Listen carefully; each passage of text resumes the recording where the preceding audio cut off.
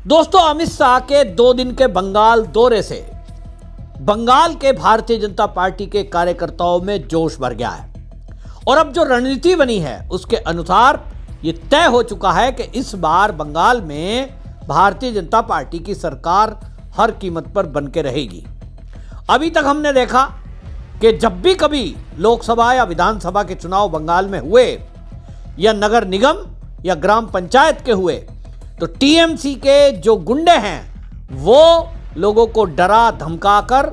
यहां तक कि नॉमिनेशन भी नहीं करने देते थे। ये अब आरोप तो कांग्रेस के अधीर रंजन चौधरी भी लगा रहे हैं। लेकिन इस बार भारतीय जनता पार्टी ने जो रणनीति बनाई है उसके अनुसार अमित शाह को बंगाल की कमान संभाली गई है और जब अमित शाह मैदान में हो तो ये हो नहीं सकता कि कार्यकर्ता किसी से डर जाएं।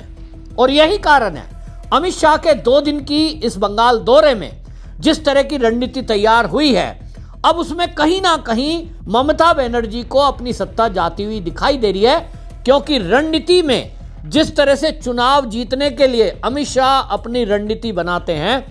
उसमें उनको कहा गया है भारतीय जनता पार्टी का चाणक्य। तो भारतीय जनता पार्टी के चाणक्य जब मैदान में हो तो ये हो नहीं सकता कि कोई रूठा हुआ है तो वो रूठ कर घर में बैठ जाए, कोई टूटा हुआ है तो वो बीजेपी से अलग हो जाए। और यही कारण है कि अमित शाह के इस दौरे में जिस तरह से उन्होंने रणनीति बनाई,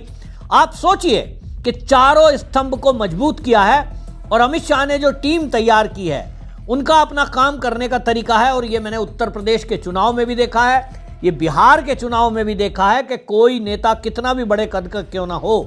अमित शाह व्यक्तिगत रूप से उससे बात करते हैं, हर संभव कोशिश करते हैं कि वो पार्टी के लिए काम करे, पार्टी से नाराज ना हो।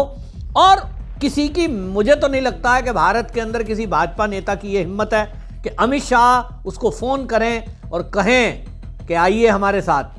नाराजगी छोड़िए, और वो उसके बाद भी नाराज बैठा रहे। भाई, अमित शाह के काम करने का तरीका है, प्यार भी खूब करते हैं, दुलार भी खूब करते हैं, तो फिर फटकार भी ढंग से ही लगाते हैं। और इसीलिए अमित शाह ने इस मीटिंग के दौरान दिलीप घोष, आपको बताऊं, उनको साथ में बिठाया। जो प्रदेश अध्यक्ष हैं श्रमिक भट्टाचार्य, उनको साथ बिठाया, क्योंकि संगठन को साथ लेकर चलना जरूरी है। नेता प्रतिपक्ष शुवेंदु अधिकारी, जो मुख्यमंत्री का चेहरा माने जा रहे हैं, रोज फाइट में दिखाई देते हैं,